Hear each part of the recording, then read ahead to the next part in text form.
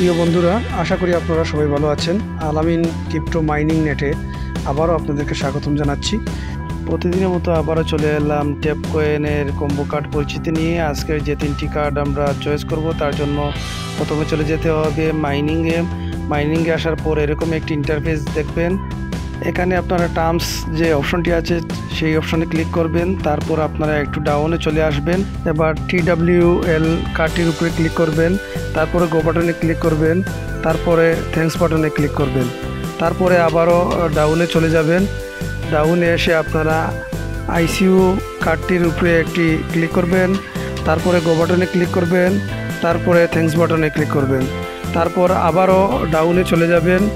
ডাউনে খুঁজে বের করবেন আপনারা রাইট লিস্ট কার্ডের উপরে একটি ক্লিক করবেন।